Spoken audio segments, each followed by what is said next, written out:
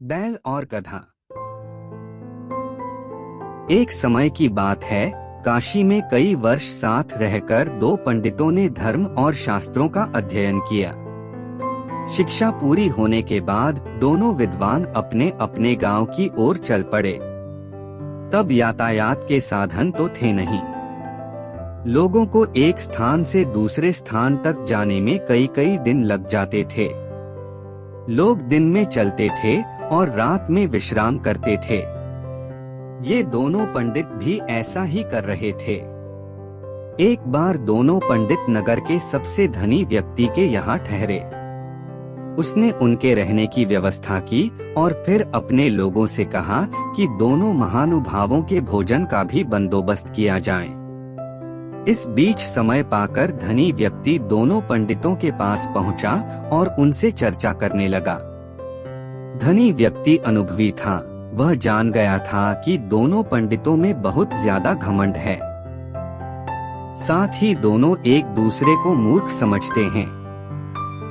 उन्होंने दोनों से अलग अलग बात कर एक दूसरे के बारे में भी पूछा, तो जो जवाब मिले वह धनी व्यक्ति को दुखी कर गए। उसने मन में विचार किया कि ये दोनों काशी जैसी जगह पर वर्षों अध्ययन करके आए हैं, लेकिन इन्होंने एक दूसरे का सम्मान करना नहीं सीखा। बहरहाल भोजन का समय हो गया था। धनी व्यक्ति ने दोनों को आदर पूर्वक भोजन कक्ष में बुलाया। एक की थाली में चारा और दूसरे की थाली में भूसा परोसा। यह देखकर दोनों पंडित आग बबूला हो गए। गुस्से में आकर कहने लगे, क्या हम जानवर हैं जो यह चारा और भूसा खाएंगे?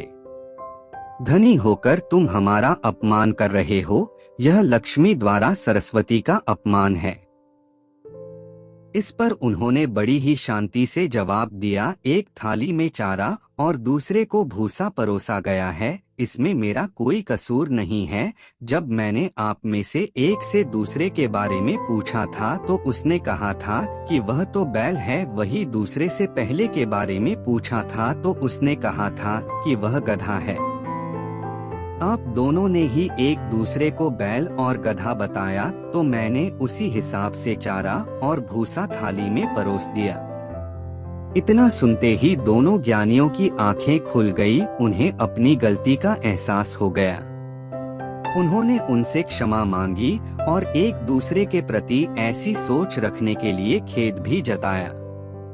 सीख: इस कहानी से हमें शिक्षा मिलती है कि व्यक्ति में कितना भी ज्ञान आ जाए, उसे घमंड नहीं करना चाहिए। साथ ही दूसरों के प्रति बुरे भाव नहीं रखनी चाहिए। अगर आपको हमारे वीडियो पसंद आ रहे हैं तो प्लीज लाइक करें, शेयर करें, कमेंट करें और चैनल को सब्सक्राइब करना न भूलें।